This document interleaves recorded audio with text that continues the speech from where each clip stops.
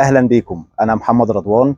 النهارده يعني ما شاء الله الشمس قويه وانا واقف تحت الشمس على طول، بس قلت عشان اطلع الفيديو يعني باضاءه كويسه فهحاول ان انا اصمد معاكم لغايه اخر الفيديو.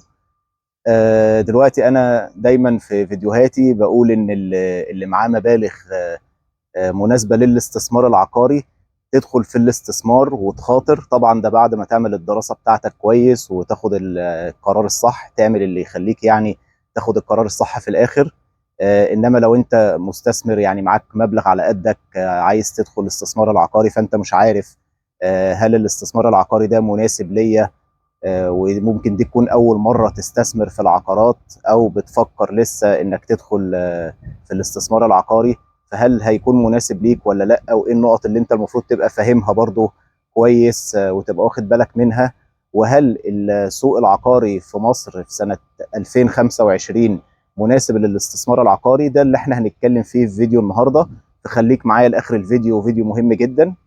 طيب، في بيان بيطلع كل 6 شهور تقريبا عن إجمالي مبيعات أكبر 10 مطورين في مصر، فالناس بتشوف البيان ده بتلاقي المبيعات حوالي 70 و80 و100 مليار جنيه، والسنة اللي فاتت أكبر 10 مطورين عاملين حوالي تريليون جنيه.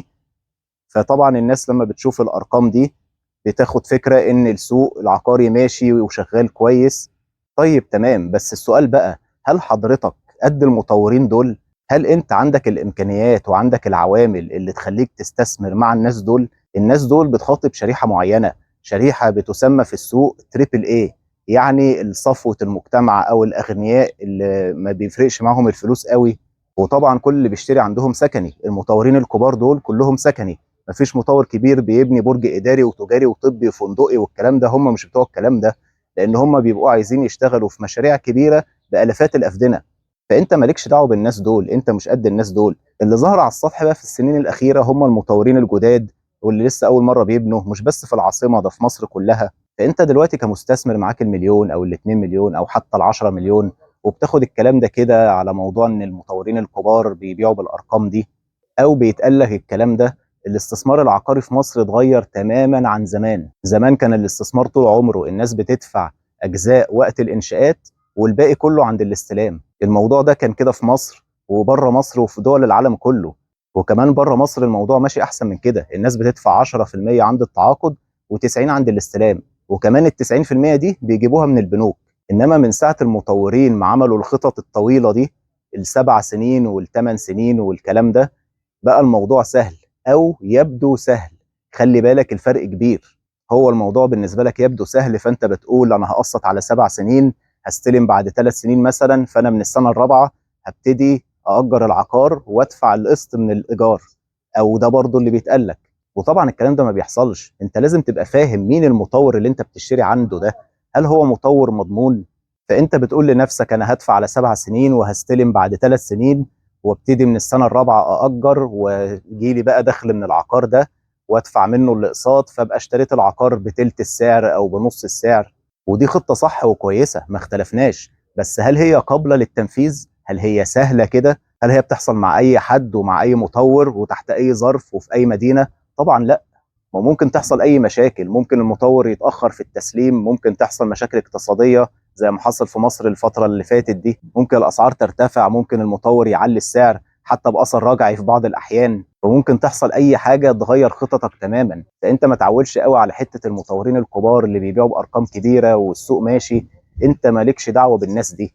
وخلي بالك العقارات الغاليه الفخمه دي اسهل حاجه بتتباع، مفيش اي مشاكل في بيعها، ولذلك تلاقي المطورين الكبار دول النسب اللي بتديها للمسوقين العقاريين بتبقى منخفضه تماما. وفي منهم مش بيتعاملوا اصلا مع مسوقين لان هو مش محتاج، هو بيطرح المشروع ويتباع على طول. فانت مالكش دعوه بالناس دي. انما اللي ظهر على السطح زي ما قلت هم المطورين الصغيرين، واللي يقول لك احنا اللي هنبيع لك او احنا اللي هنأجر لك والعائد على الايجار وايجار الزامي، كل ده كلام فاضي. ما تمشيش ورا الكلام ده، ومفيش حاجه اسمها بيع بعد 6 شهور ولا سنه والعقار يدفع نفسه والكلام ده كله. زي ما بقول دايما في الفيديوهات، لازم تعرف المطور ده ومين اللي انت بتشتري عنده ده، تعمل الدراسه بتاعتك. وبرضه من المشاكل اللي ظهرت ان الناس اتعودت انها تدفع اثناء الانشاءات، حتى لو المطور اتاخر برضه بتفضل تدفع، وده اكبر غلط. انت بتفضل تدفع ومنتظر ان بعد 3 سنين او 4 سنين الفلوس دي هتبتدي ترجع لك تاني، وبتفضل تدفع بقى مالكش دعوه ايه اللي حاصل. حتى لو المطور اتاخر او حصل اي حاجه، وبتلاقي نفسك انك برضه مضطر تفضل تدفع، والا الوحده هتروح عليك. فالموضوع اتغير تماما، والمشاكل نفسها اتغيرت، والاساس بتاع الاستثمار في تحت الانشاء اتغير اصلا. خلينا مثلا نقول بعضهم.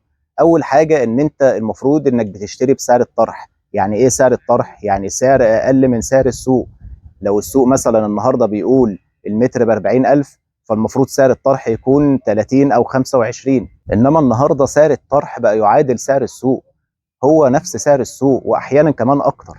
ليه؟ لان هو بيقسط لك على 7 سنين و8 سنين، فلازم يحملك الاقساط دي. ازاي عايزه يبيع لك على 7 سنين بنفس سعر النهارده؟ ما هو لازم يحملك الاقساط دي، مع انه طبعا بيقول لك بدون فوائد. طبعا ده كلام فاضي، كله كلام بيع. مفيش حاجه اسمها بدون فوائد. طب قول له كده هدفع كاش، هيقول لك 30 و40 و50%. اذا فهو واخد فوائد 100% على السعر لما بيبيع لك بالقسط. يعني السعر اللي بيديهولك في القسط هو واخد ضعف. فانت لازم تبقى فاهم الحاجات دي كلها، وتبقى فاهم الالاعيب، وتقعد مع حد فاهم. لازم تسال حد فاهم، حد مختص وفاهم، زي ما بقول دايما في الفيديوهات. انما انت ولا بتقعد مع حد ولا بتسال حد متخصص، وما بتهتمش حتى اللي بيكلمك ده مسوق عقاري من شركه كبيره ومعروفه وكويسه. انت اي حد يكلمك يقول لك يلا في 15% هيدفعوا كل سنه بدون وجع دماغ، ومكتوبين في العقد، ويلا نمضي، وتمضي وترجع بعد كده تندم. وخلي بالك دلوقتي ما بقاش في حاجه اسمها بيع سريع. الناس دلوقتي بقت فاهمه وعارفه ان المطورين بيتاخروا وبيعملوا مشاكل. وطبعا لما بتيجي تبيع اول حاجه بتتسال انت بتبيع ليه؟ بتبيع عشان المطور عنده مشاكل ولا انت محتاج فلوس؟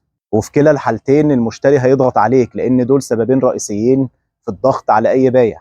اعاده البيع ما فيهوش مشكله، لو انت بتبيع عقار جاهز كاش ده ما بيبقاش فيه مشكله. انما تبيع في نص السكه كده وبعد 6 شهور ولا سنه والكلام اللي بيتقال ده ما بيحصلش. سيبك من الكلام ده خالص. وحتى لما تيجي تبيع وقت الاستلام في مشاريع كبيره وبيتسلم منها كتير، بيبقى الموضوع اصعب واصعب واصعب، لان المطروح بيكون كتير جدا. وبرضه من المشاكل التانيه اللي حاصله ان المطورين خصوصا الجداد مصممين يسلموا نص تشطيب، ودي بتعمل مشاكل كبيره جدا. هتلاقي المطورين الكبار دايما بيسلموا متشطب، وبعد كده انت لو عايز تغير غير براحتك. انما تسلمني نص تشطيب وكمان تديني مهله ان انا اشطب خلال 6 شهور، والا هتوقع عليا غرامه. وحتى لو خلصت وشطبت بدري برضه مش هتعرف تسكن. هتلاقي الناس كلها حواليك عماله تشطب، ودوشه وعماله ورمل واسمنت و بيبقى الموضوع صعب جدا. موضوع النص تشطيب ده كان بيحصل مع المقاولين اللي بيبنوا عمارات في الشارع، اللي بيبنوا عماره مثلا في مدينه نصر او التجمع او 6 اكتوبر، بتستلمها نص تشطيب وانت بقى اللي تشطبها. بس دي في الاخر عماره فيها 8 شقق ولا 10 شقق. انما موضوع انك تسلمني نص تشطيب في مشاريع ده مليان مشاكل، وغير جاذب للاستثمار وغير جاذب للاجانب اساسا. الاجنبي عمره ما يستثمر او يشتري حاجه نص تشطيب، هو ما عندوش الكلام ده.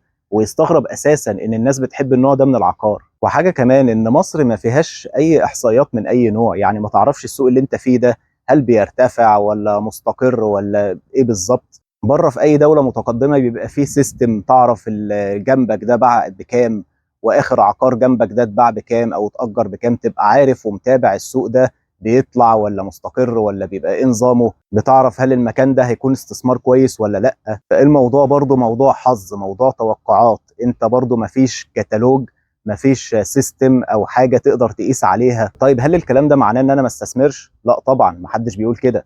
بس زي ما قلت في الاول، تبقى فاهم وتعمل الدراسه بتاعتك، وتعرف هل المبلغ اللي معاك ده اصلا قابل للاستثمار العقاري ولا لا. انا زي ما قلت قبل كده، المبالغ اللي هي المليون و2 مليون او حتى ال5 مليون بقت غير قابله للاستثمار العقاري.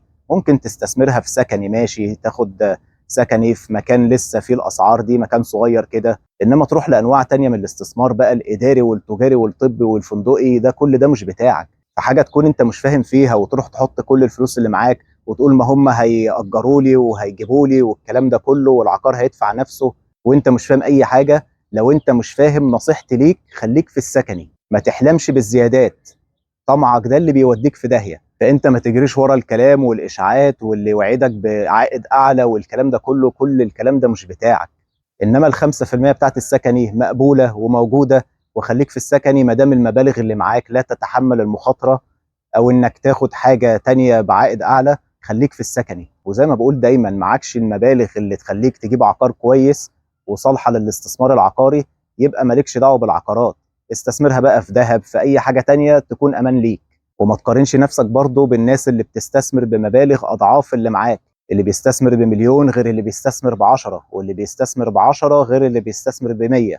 اتمنى ان انا اكون ما طولتش عليكم، وكالعاده المواضيع بتاخد وقت اكتر من كده، بس انا كل شويه بحب انزل فيديو احاول افيد الناس على قد ما اقدر. وزي ما انت عارف طبعا لو احتجت مني اي استشاره او اي مساعده تقدر تكلمني اي وقت. ولو عجبك الفيديو اعمل لايك واعمل شير على قد ما تقدر علشان كل الناس تستفاد. كان معاكم محمد رضوان، واشوفكم الفيديو الجاي.